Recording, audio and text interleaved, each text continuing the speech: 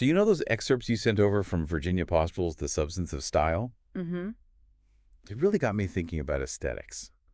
Yeah. All those little choices we make about what we surround ourselves with, what we buy, how we present ourselves, it's fascinating. It is. I thought we could do a deep dive into this whole idea of aesthetics, like how much power they have, what they really mean in our lives, and all the stuff that Postrel brings up in her book. That sounds great. Yeah. Because it's something we often take for granted. We really do. And I think what makes Postrel's work so compelling, at least in these excerpts you've shared, is that she shows just how much more aesthetics are than just surface level preferences. No. It's way deeper. Right. She shows how aesthetics actually shape our decisions, how we see the world, and even how society functions. It's true. And it's everywhere. Yeah. Like she talks about everything from everyday objects to like huge cultural trends. Exactly. So yeah, let's dig into some of her key insights and see what interesting connections we can find.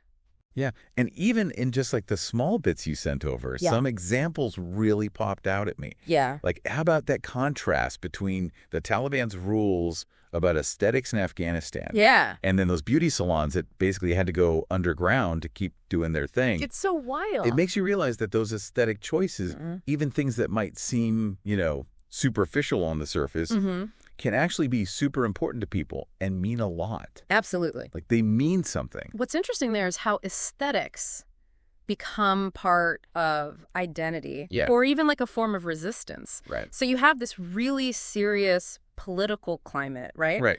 But still, underneath that, this desire for certain looks, specific fabrics and colors, just persists. Okay, exactly. So it makes you think about that line we draw between what we consider like serious political matters versus aesthetic concerns, and whether that's really as clear-cut as we think. Yeah, it really does.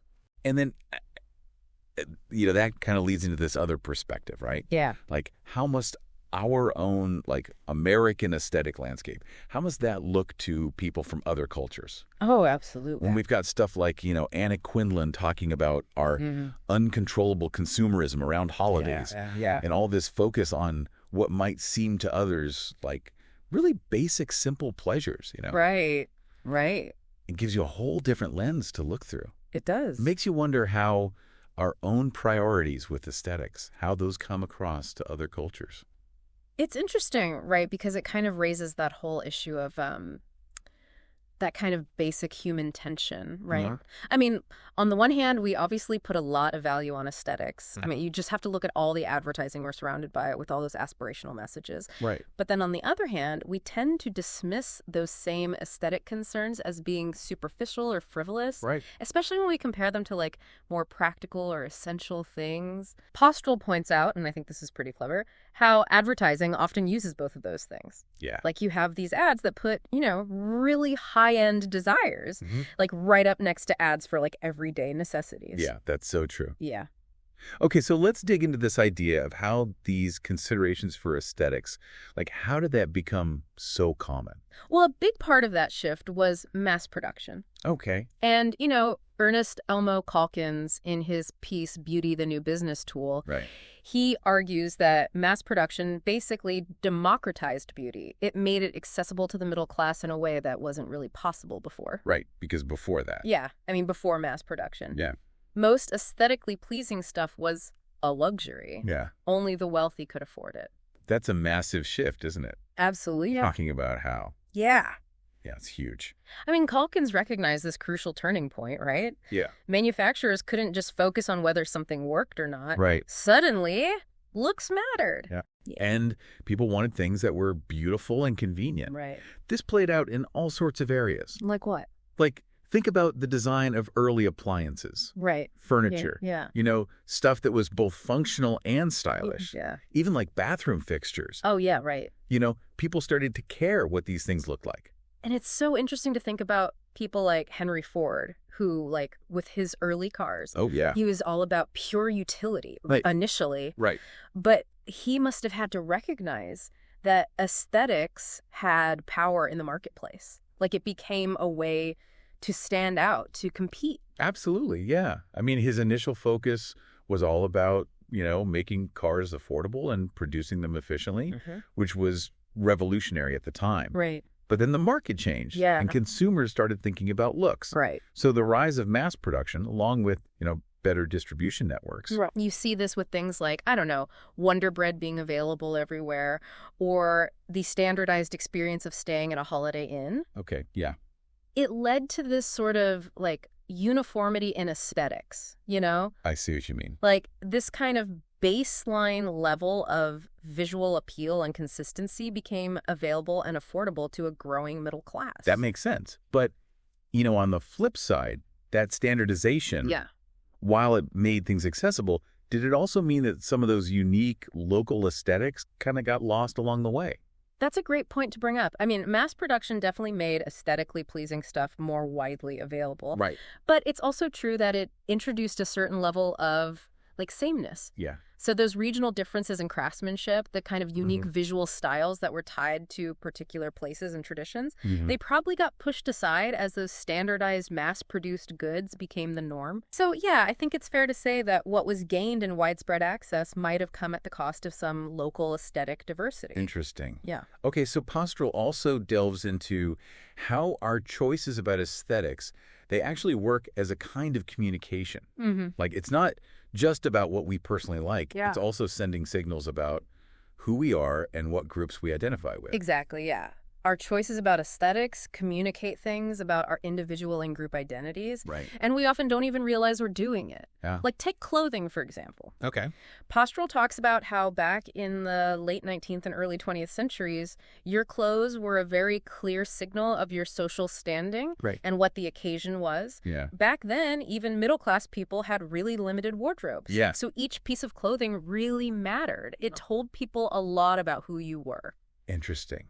So as information became easier to get, like through stuff like television and the telegraph, did that exposure change people's ideas of what was considered beautiful, and did it make them want more variety? Absolutely. As people saw more styles and trends through these new media channels, they definitely wanted more choices. They became aware of what was considered fashionable in different places. Right. And that led to a demand for more diverse options. Makes sense. And this is where branding and marketing really come into play. Okay. Companies started to connect their products with specific aesthetic values and aspirational lifestyles, Yeah. Like, think about that really specific shade of orange that FedEx uses for their trucks. Yeah. It's not just a random color. Right. It's meant to make you think about speed and reliability. I see. Or imagine a restaurant chain that, goes for that kind of rundown cantina look. Okay. They're creating a very specific atmosphere. Yeah. They want to appeal to a certain type of customer. Right. It's all very calculated. So it's not just about the products themselves, right? No, not at all. Postrel talks about how our environments, whether it's our homes, workplaces, or even public spaces, they're all sending aesthetic messages too. Yeah. And those messages influence how we experience these spaces. Definitely. Like, she uses the example of the shops at Willow Bend. Right. And how they created this very carefully planned visual environment that really highlights how much our surroundings can impact us. Right. I mean, our environments are full of these aesthetic cues. Yeah. And they really affect how we feel and what we notice. That's interesting. And these aesthetic preferences, they can be really deep-seated, can't they? Tied to our personal memories, our emotions, and even our broader cultural understanding. Absolutely. I think it's fascinating how Postrel uses the example of colors like red, white, and blue. Yeah. And how they can have completely different meanings in different cultures. Is that true? What one culture might see as a symbol of celebration or patriotism, another culture might associate with mourning or even a specific political ideology. It's not the color itself, but what we make it mean. Exactly. The meaning isn't inherent in the color. It's about how different cultures have constructed those meanings over time. Which brings us to this whole concept of authenticity in aesthetics. Right. Which Postrel says is more complicated than just whether something's genuinely old or handmade. Yeah, it's not that simple. Authenticity, when it comes to aesthetics, is multifaceted. Postrel breaks it down into a few key aspects. Okay. First, there's authenticity as purity. Okay. This is the idea of using genuine materials, sticking to traditional techniques, kind of like staying true to a certain tradition, like what we might consider, pure folklore. Right. Then there's authenticity grounded in experience. Okay. This is about things that feel handmade or reflect a certain lifestyle, a kind of personal history, And lastly, there's authenticity as aura. Wow. This is about that feeling of connection to history. Yeah. That unique story or feeling you get from something that's old, something that carries the weight of the past. Yeah, I get that. Like, think about the appeal of a worn leather jacket versus a brand new one. Right. They both serve the same purpose, but that worn leather jacket, it just has a different feel to it. So are you saying that when we look at something and see it as aesthetically authentic, the meaning we give it, it's not necessarily something that's just there in the object itself. It's more about the story we attach to it or how we understand it culturally. That's exactly it. The meaning comes from us, from the stories and associations we build around it. That's interesting. It's not an inherent quality of the object itself. And Postrel uses this term, costume echoes. Yeah. Which is a really cool way to think about it. It is, isn't it? It's like when some aesthetic from the past, like a certain style of clothing or hairstyle, it gets revived in a completely different context. Right. So the original meaning might change or fade. Yeah. And we layer on new associations and meanings. Exactly. It evolves over time. And some of the examples she uses are really relatable, like how Hillary Clinton's hairstyles have changed over the years. Right. Or even a college student thinking carefully about how they want to present themselves.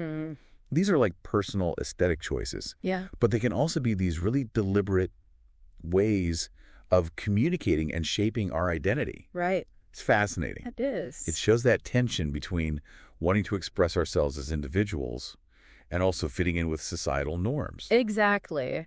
And it highlights how something that starts out as a rebellious or countercultural style often gets absorbed by the mainstream, and it loses some of its original meaning. Right. The meaning and the message change as the context changes.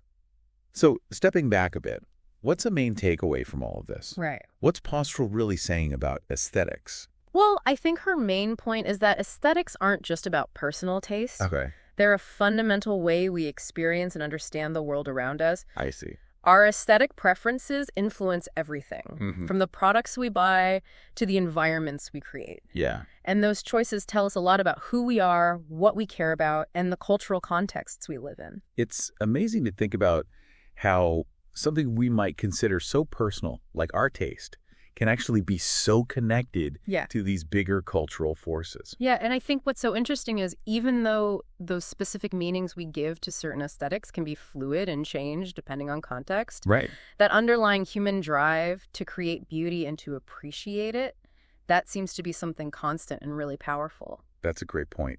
So, given all these insights from Postrel's work, what do you think? How could we use these ideas to better understand ourselves in the world? That's a great question. I mean, what if we all tried to be a little more aware of the aesthetics that surround us all the time? Like, take a moment to really notice the aesthetic choices that you make and that other people make. Like, really think about them. Yeah, and ask yourself what those choices might be saying. Consciously or unconsciously. Exactly. It's like a whole other layer of communication. Right. It's fascinating stuff. Yeah, it really is. It seems like this deep dive into Postrel's work has really just scratched the surface of how much aesthetics influence our lives and our societies. I think so, too. It's definitely something worth exploring further. Absolutely. We encourage everyone listening to keep digging into this topic. There's so much to discover. There really is.